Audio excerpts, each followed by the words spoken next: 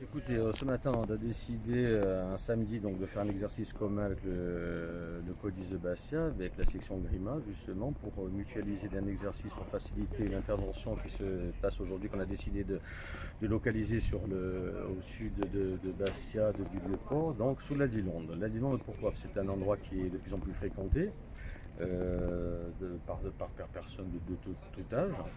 Et justement, la difficulté, qu'il soit pour des promeneurs, pour des pêcheurs ou des chasseurs sous-marins, c'est de trouver une évacuation à faire depuis la mer, depuis avec notre vedette donc, et avec les services du CODIS qui était avec un semi-rigide aussi.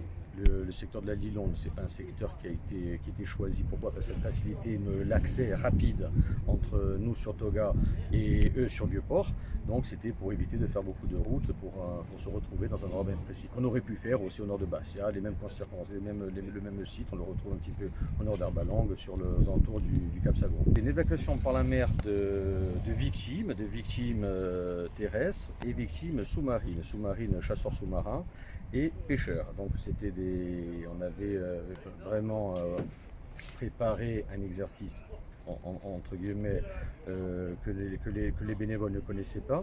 On avait préparé le scénario donc avec Vincent Touré du ZIS donc pour entraîner un petit peu tout ça. Donc tout ça, nous étions deux justement au courant de la manœuvre, au courant du site où on allait récupérer les victimes. On ne savait pas le nombre de victimes, leur localisation et leur âge. Donc on est parti comme ça, nous le savions, mais c'est au fur et à mesure qu'on a fait le déroulé de l'exercice justement en échangeant avec nos radios respectives justement et pour essayer de mettre en musique et tout ça et ces sauvetages dans les meilleures conditions.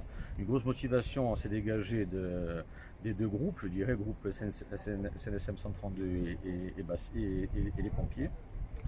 Et aujourd'hui, avec les conditions un peu défavorables, avec le vent, avec un petit peu de ressac sur les rochers et je dirais l'exposition du site, ça a facilité justement une appréhension au niveau de l'exercice avec des difficultés pour ceux qui participent. Groupes, des binômes, des trinômes justement pour faire tourner un petit peu tout ça et pour que tout le monde mette un petit peu la main à la pâte et découvre et s'habitue justement à ces différents exercices de sauvetage en barquette, personnes blessées, personnes commotionnées, nageurs coincés, évacuation promeneurs tombés, voilà, donc avec des fractures qui étaient simulées bien sûr, et on a fait tout ça dans de bonnes conditions.